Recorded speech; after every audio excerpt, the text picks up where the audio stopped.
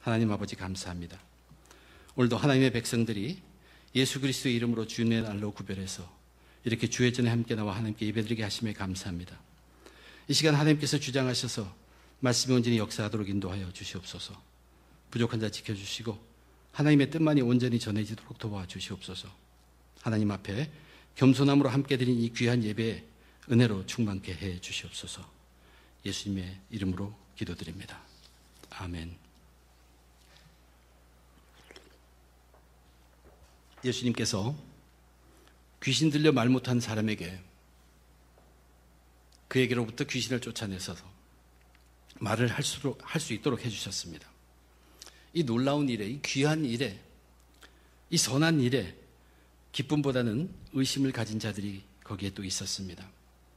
예수님은 지금 결심을 달리하고 각오를 새롭게 하고 십자가를 지시기 위해서 예루살렘을 향해 가시면서 하나님 나라를 전파하고 있는 중입니다. 그런 때에 또한 각오하고 예수님을 반대하는 세력들도 만만치 않았다는 얘기입니다. 예수님을 반대하는 세력들, 예수님의 능력이 보이지 않는 나쁜 세력의 힘이라고, 바알세불의 힘, 사탄의 힘이라고 주장하며 비난했습니다. 또 더러는 그 정도의 능력, 귀신을 쫓아내는 능력 가지고 우리가 메시아로 인정할 수가 없다는 것입니다. 그러니까 더 큰 표적을 보여달라고, 하늘로부터 온 표적을 보여달라고 요구했습니다. 예수님이 그 귀신 들린 자를 고쳐서 귀신을 쫓아내서 말을 할 수 있도록 하게 한 그 당시에는 아마 많은 사람들이 모여있지는 않았을 것입니다. 점점 그 무리들이 많아집니다. 사람의 모였을 때 적은 그때 예수님께서는 영적인 이야기를 하셨습니다. 보이지 않는 세계를 가르쳤습니다. 사람들은 자기 생각으로 영적 세계를 상상할 수밖에 없습니다. 그러면서 들은 것, 또 상상한 것으로 이야기하지만 예수님은 우리가 눈으로 볼 수 없는 그러한 세상에 대해서도 명확하게 다 아시고 계시면서 그들에게 가르쳐 주셨습니다. 하나님 나라를 있다고 가르쳐 줬어요. 사단의 나라도 있다고 가르쳐 주셨습니다. 그 안에 권세의 세계는 어떻게 된다는 것을 분명히 하게 가르쳐 주셨고, 우리 속에 있지만 우리는 모르는 이 마음의 세계도 예수님은 다 아시고 우리들에게 들려주셨습니다. 그러면서 그들을 전부 하나님 나라로 초청하셨습니다. 사단의 힘을 이기는 예수의 권세, 그 예수의 권세는, 그 능력은 성령의 능력이며, 이 성령은 눈에 보이지 않는 영으로서 보이는 이 세상, 또 보이지 않는 세상에서도 놀랍게 일하는 능력의 영입니다. 그 영을 간접적으로 강조했지만 이미 그 전에 기도를 가르치면서 너희가 하나님께 기도하면 바로 이 성령을 얻게 될 것이라고 말씀하셨습니다. 그러므로 예수님은 바알세불을 운운하면서 예수님을 의심하고 반대하는 그들에게 너희들에게도 이 성령이 필요하다고 그렇게 말씀하시면서 하나님 나라에 그들도 초청하신 것입니다. 그리고 나서 이제 사람들이 점점 많이 모여들기 시작합니다. 사람들이 많이 모이자 이번엔 예수님은 표적을 요구한 것에 대해서 대답하기 시작합니다. 이제 그것이 오늘의 본문입니다. 그런데 이 변한 보이지 않는 세계를 가르친 거기에서 이제 표적에 관한 이야기를 하시기 위해서 그 전환하는 것은 예수님이 전환시키지 않으셨습니다. 무리 중에 있던 한 여인이 큰 소리를 외쳤습니다. 그 여인은 예수님을 아주 귀한 분으로 알아보았습니다. 그래서 그 여인은 예수님과 같은 분을 아들로 두신 어머니 참 부러워하면서 그 어머니를 찬양한 것입니다. 이제 이것을 기회로 삼아서 이제 예수님은 두 번째 얘기로 넘어가신 것입니다. 표적을 요구하는 자들에게 대답하십니다. 근데 여러분들도 오늘 이 본문을 다시 한번 보시면서 느꼈겠지만 예수님이 하신 이 대답 보면 이 대답 전부가 다 하나님의 말씀을 강조하고 있다는 것을 우리는 알게 됩니다. 지난 주일에 우리 보이지 않는 세상의 영적 세계에 대한 가르침 속에서 성령의 능력을 암시하며 그들을 하나님 나라로 초청했다면, 이번에는 표적을 운운한 자들을 향해서는 하나님의 말씀을 강조하면서 그들을 또한 하나님 나라로 초청하고 계십니다. 우리 웨체스터 중앙교회에서 계속 강조하고 있는 이 두 가지입니다. 하나님의 말씀과 성령입니다. 그들의 근원은 전부 삼위일체 하나님이죠. 그래서 이들은 서로 분리될 수가 없습니다. 사도 바울도 그래서 에베소서에서 그렇게 얘기하죠. 성령의 검, 곧 하나님의 말씀이라. 성령과 하나님의 말씀은 같이 일합니다. 특별히 같이 일할 때 놀라운 일을 일으킵니다. 예수님은 자기를 비방하며 반대하는 자들에게 하나님의 말씀에 대해서 무엇을 말했을까? 또 어떻게 그들을 하나님 나라로 초청하고 계신지를 오늘 본문을 통해서 함께 살펴보며 은혜 나누고자 합니다. 무리 가운데 섞여 있던 한 여인이 예수님을 굉장한 지혜로운 사람으로 보았습니다. 예수님께는 능력도 있어요. 그래서 귀신도 쫓아낼 만한 능력도 있을 뿐만 아니라 저렇게 기세등등하게 자기를 반대하는 그 사람들 앞에서도 담대하고 또 슬기롭게 답하고 가르치는 것을 이 여인은 보았습니다. 그 여인의 마음 속에는 저런 자식을 둔 어머니는 얼마나 복될까 하는 생각이 들었습니다. 그래서 이렇게 말합니다. 당신을 뵌 태와 당신을 먹인 젖이 복이 있나이다. 그래서 예수님은 이렇게 말씀하세요. 오히려 하나님의 말씀을 듣고 지키는 자가 복이 있느니라. 우리 혈육관계에서 얻게 되는 복, 자식이 훌륭하기 때문에 어머니가 얻는 그 복, 그것을 말한 그 여인에게 예수님은 그런 복보다 훨씬 더 귀한 복이 있는데 그것은 하나님의 말씀을 듣고 지키는 것이다. 사실 이거는 선포였습니다. 설명이 아닙니다. 선포입니다. 나도 저런 자식이 있었으면 그 생각에 잠기지 말고 하나님 말씀을 듣고 지키라라고 말씀하실 것입니다. 사실 예수님의 어머니인 마리아를 한번 생각해 봅시다. 마리아가 예수님이 훌륭하시기 때문에 세상에서 복을 받고 살았는가 생각해 볼 필요가 있습니다. 예수님이 자라실 당시에는 참 귀한 아들이셨을 것입니다. 그러나 예수님이 사역을 시작하실 때, 공생의 사역을 시작하실 때 어머니 마리아는 예수님 때문에 고향에서도 눈총을 받으셨습니다. 그리고 예수님은 훌륭하신 메시아이시기 때문에 마리아는 자기 몸으로 낳은 자식이 눈앞에서 십자가 고통을 겪으며 죽어가는 것을 보아야 하는 엄청난 아픔도 겪어야 했던 사람입니다. 혈육으로는 복을 얻기보다는 고통과 아픔이 훨씬 더 컸습니다. 그렇지만 마리아는 하나님께서 천사를 보내 전해주셨던 하나님의 말씀을 듣고 지켰습니다. 주의 여종이오니 말씀대로 내게 이루어지이다 하면서 처녀로 잉태하고 결국 구세주의 어머니가 된 것입니다. 하나님은 나라를 위하여 엄청난 일을 감당하였으며 구세주의 어머니가 된 것은 하나님 앞에 기억되는 한없는 영광입니다. 과연 오늘날 저와 여러분 우리들에게 예수님께서 하신 말씀, 하나님 말씀을 듣고 지키는 자가 복이 있다. 이것은 과연 무슨 뜻일까? 하나님 말씀을 듣고 지키면 이런 복 저런 복을 누리게 된다는 말 아니죠. 복이 어떤 것인지는 말하지는 않지만 또는 우리의 판단으로는 복이 아니라 화같이 느껴지는 것일 수도 있겠지만 하나님의 말씀을 듣고 하나님 말씀을 지키면서 살면 그 사람은 복이 있는 사람이라고 예수님은 단언하셨습니다.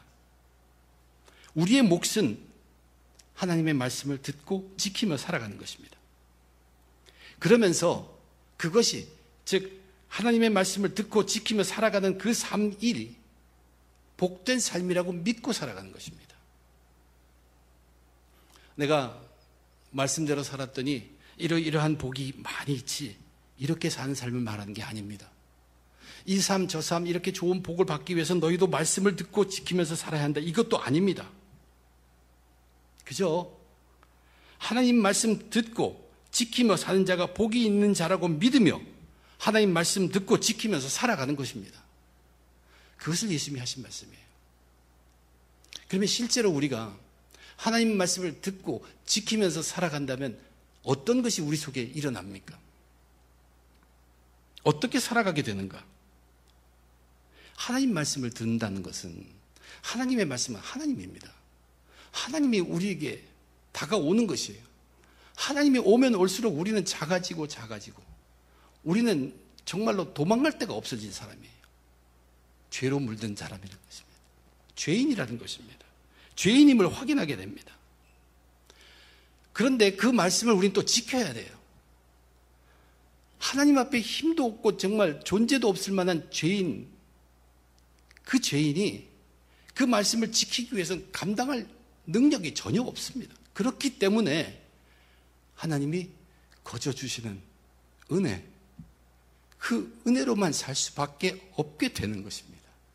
그래서 전적으로 하나님께만 의지하게 되는, 주님은 바로 그 삶이 복된 삶이라고, 그런 자가 복된 자라고 말씀하신 것입니다. 주님의 복은 같습니다. 산상수훈에서 말씀하신 팔복과 다를 것 아무것도 없습니다. 하나님 말씀을 들으면 우리가 죄인임을 확인하게 됩니다. 심령이 가난한 자, 애통한 자, 온유한 자, 죄인이기 때문에 의가 줄이고 목이 마른 자, 이것 모두는 다 죄인의 울부짖음입니다. 내가 죄인으로서 이럴 수밖에 없다는 것이, 죄인이기 때문에 심령이 가난하고 애통하고 온유할 수밖에 없고 의에 줄이고 목마르다는 얘기예요. 죄인의 고백입니다. 말씀을 들었기 때문입니다. 그러나 그런 죄인이 할 수 있는 것이 무엇이 있습니까? 그러나 말씀을 지키라고 했죠. 말씀을 지키며 살아가라고 할 때 우리는 하나님이 주시는 은혜로밖에 살아갈 수가 없습니다. 긍휼히 여기라고 했죠. 우리가 무슨 마음이 있어서 긍휼히 여깁니까? 청결해지라고 했죠. 청결해질 수 없습니다. 이웃과 화평해지라고 했죠. 우리의 능력으로 감당은 못합니다. 의를 위하여 핍박받으라고 했어요. 우리의 힘으로는 감당 못합니다. 하나님이 주시는 은혜가 아니면 감당할 수 없는 일들입니다. 하나님이 없으면 살 수가 없습니다. 철저하게 매달리고 의지하라는 것입니다. 하나님 말씀을 들으면 자기가 죄인임을 확인하게 됩니다. 그래서 말씀을 지키면서 살아가려고 할 때 하나님이 주시는 은혜로만 살아갈 수밖에 없게 되는 삶, 주님은 그 삶이야말로 복된 삶이요, 바로 그런 자, 하나님 말씀을 듣고 지키는 자가 복된 자라고 말씀하신 것입니다. 자기가 목표를 세우고 원하는 것이 이루어지는 것을 복이라 하지 않습니다. 남들보다 떵떵대며 앞서 나타나는 것을 복이라고, 앞서서 자기 스스로 나타내는 것을 복이라고 하지 않습니다. 밑에 사람을 거느리고 자기 편안하게 사는 것을 복이라고 하지 않습니다. 오래 사는 것, 건강하게 사는 것을 복이라고 하지 않습니다. 주님은 분명하게 얘기했습니다. 하나님 말씀을 들으며 지키는 자가 복이 있는 자라고 하셨습니다. 그리고 나서 이제 예수님은 표적에 대해서 말씀하십니다. 이때는 꽤 많은 무리가 모여든 때입니다. 예수님은 악한 세대가 표적을 구한다고 하시면서 요나의 표적밖에는 보여줄 것이 없다. 이제는 요나의 표적 하나만이 남아있다. 그런 뜻이에요. 요나가 니느웨 사람들에게 표적이 된 것 같이 예수님 자신도 이 세대, 즉 종말의 세대, 이 악한 세대, 온 인류에게 그런 표적이 될 것이다 라고 미령으로 얘기했습니다. 하나가 있었다. 하나가 남았다. 과연 요나가 니느웨 사람들에게 어떤 표적이었느냐? 요나는 니느웨 사람들에게 하나님의 사랑을 듬뿍 나타내주는 표적이었습니다. 요나는 니느웨에 가기를 거부한 사람입니다. 니느웨 사람들은 악한 사람들이었어요. 이웃 나라를 약탈하고 그리고 우상 숭배하는 악한 자들이었습니다.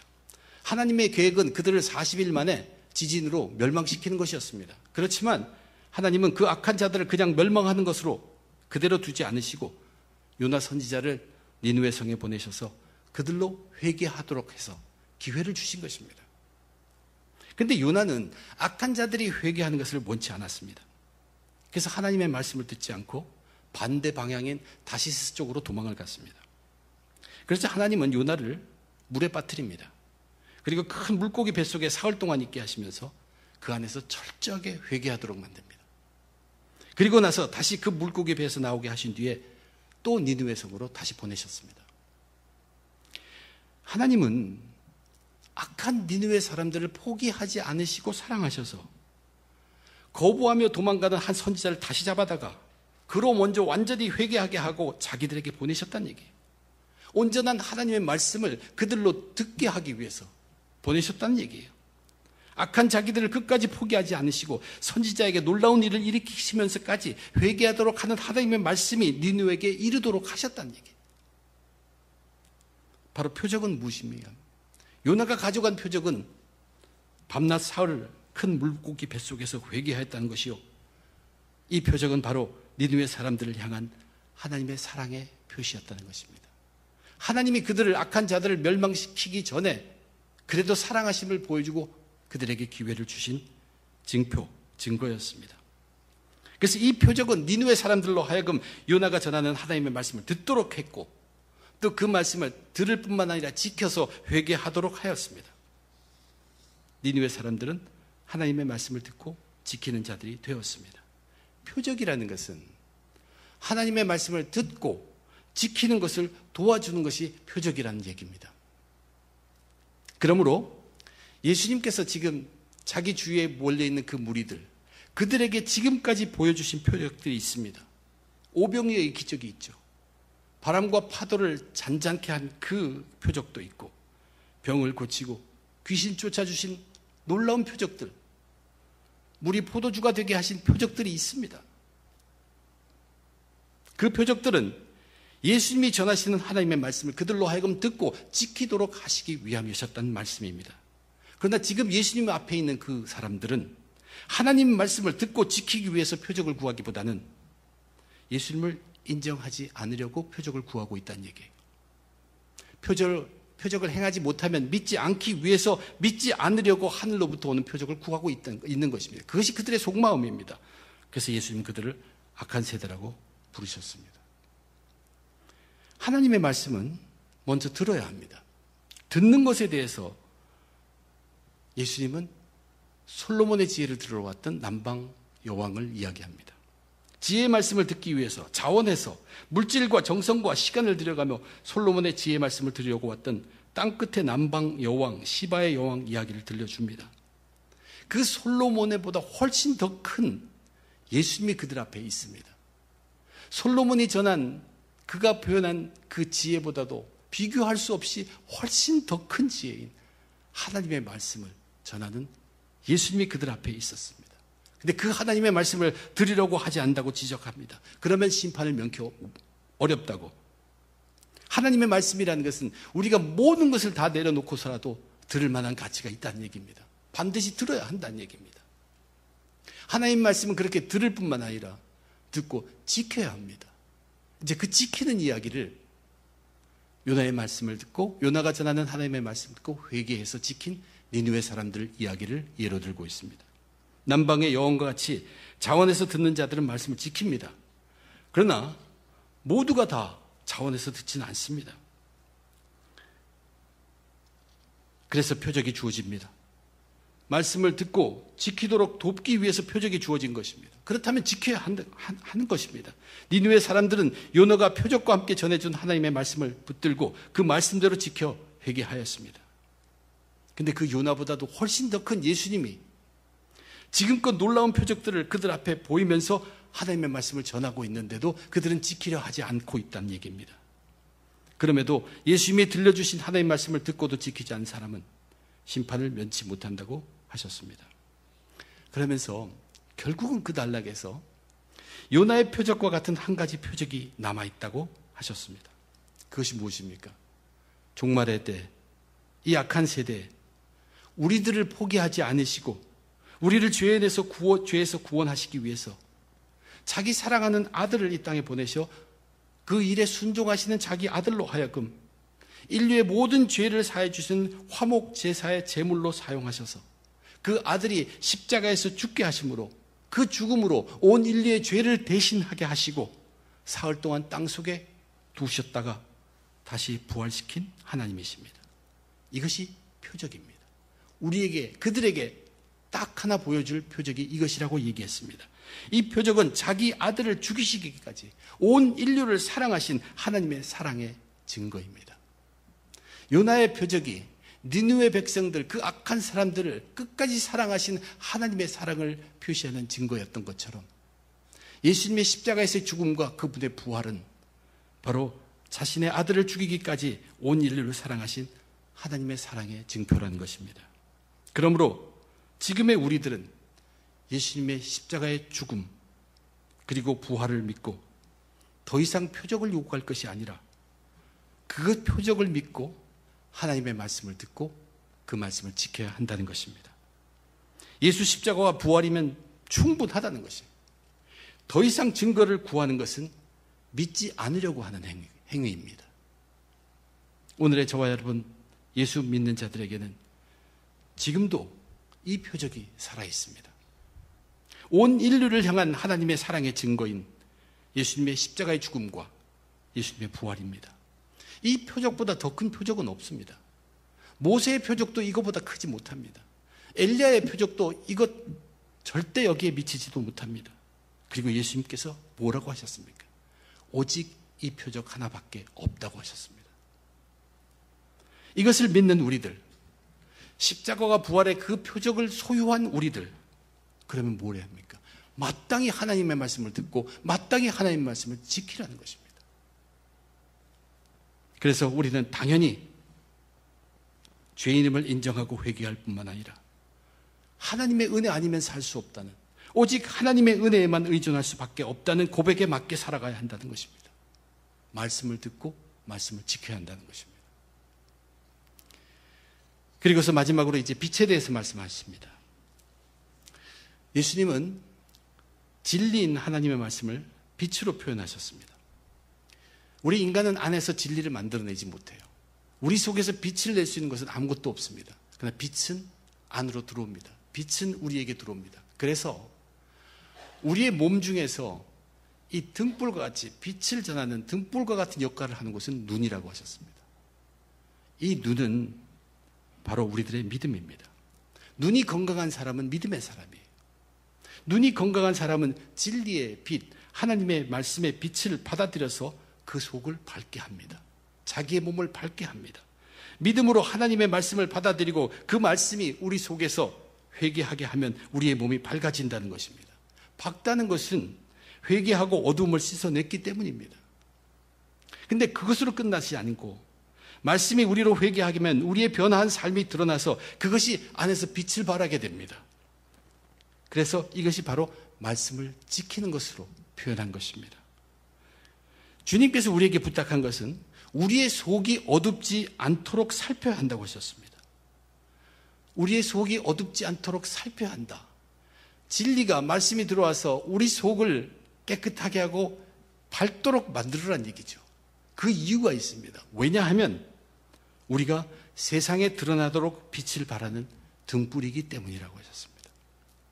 하나님께서는 이 세상의 등불을 사용하시려고 합니다. 사용하십니다.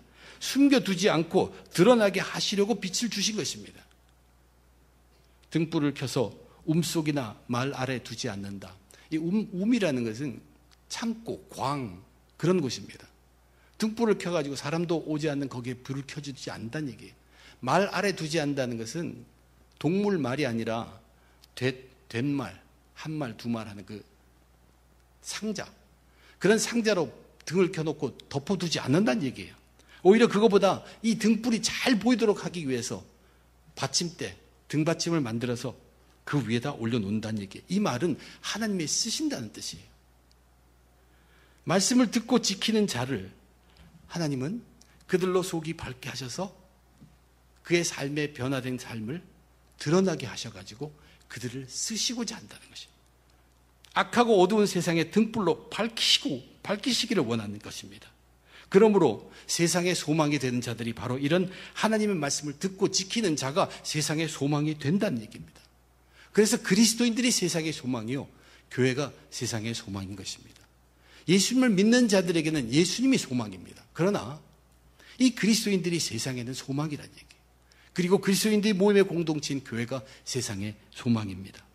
이런 세상의 소망에 들기 위해서 우리 속에 빛이 어둡지 아니한가 살펴보라고 예수님은 명령하십니다. 즉 나의 말씀의 삶을 돌이켜봐야 한다는 얘기예요. 말씀을 듣고 지키는 삶, 즉 말씀을 듣고 죄를 인식하고 낮아진 죄인을 알고 회개하는 삶, 그리고 말씀을 지키기 위해서 내게는 아무것도 없으니 오직 주님의 은혜에만 의지하고 철저히 하나님께 맡기는 은혜에 의지하는 그 삶, 죄인과 은혜, 그 말씀의 삶을 살아가는 것, 그것을 늘 살펴보라고, 점검하라고 명령하십니다. 그렇지 않으면 사탄의 세력이 틈틈이 엿보면서 우리의 죄성을 건드리고 우리를 어둡게 만드는 것입니다. 항상 하나님 말씀을 통하여 죄인의 진솔한 겸손함이 있어야 합니다. 그리고 계속되는 회개와 함께 하나님 말씀에 순종해야 합니다. 하나님께서는 지금도 우리를 늘 살펴보고 계십니다. 그래서 하나님께서는 하나님의 말씀을 듣고 지키는 자를 들어서 쓰시고자 하십니다. 우리 그리스도인들은 단지 자신만을 위해서 사는 사람들이 아닙니다. 세상을 위해서 자기를 불태울 수 있어야 합니다. 이 세상은 하나님을 아는 자들이 지켜가야 합니다. 하나님의 뜻에 맞도록 이 땅을 지켜나가야 할 책임이 우리 예수 믿는 자들, 그리스도인들에게 있다는 것입니다. 나만을 위한 세상, 나만을 위해서 살아가는 그 삶이 아닙니다. 내 가정만을 돌보기 위함도 아닙니다. 우리는 이 세상을 밝혀야 합니다. 우리가 세상을 밝히기 위해서 무슨 큰 일을 하라는 것이 아니라 오늘 말씀이 우리에게 들려주신 것은 세상을 밝히기 위해서 우리가 해야 할 것은 하나님의 말씀을 듣고 지키는 것입니다. 하나님의 말씀을 듣고 지키는 것은 바로 이 세상을 밝히는 우리에게 주어진 사명을 감당하게 하기 위함입니다. 예수님은 하나님의 말씀을 듣고 지키는 것이 복이라고 하셨습니다. 복으로 믿고 말씀대로 살기를 우리는 원하십니다. 예수님은 십자가에 죽으시고 그리고 부활하심으로 십자가의 사랑의 표식과 또 부활의 능력의 표적을 주시면서 우리로 더욱 하나님 말씀을 듣고 회개하며 지켜서 말씀에 순종하라고 하십니다. 그리고 하나님 말씀을 듣고 지키는 자는 사용하시겠다고 하시면서 우리들에게 세상을 구원할 소명을 맡기신 것입니다. 저와 여러분, 우리들이 그리스도인으로서 뭘 특별한 것을 해야 한다는 것은 아닙니다. 그러나 우리들은 하나님의 말씀을 듣고 말씀을 지키면서 살도록 특별히 택함을 받은 사람들입니다. 우리들이 충실해야 할 것은 말씀의 삶입니다. 즉 죄인의 고백과 하나님의 은혜로만 살아가는 삶입니다. 그러면 하나님께서 우리를 쓰시고 일을 이루시겠다는 약속입니다. 저와 여러분, 우리 모두 말씀을 듣고 지키는 자들로서 이 세상을 비추는 참된 생명의 그리스도인들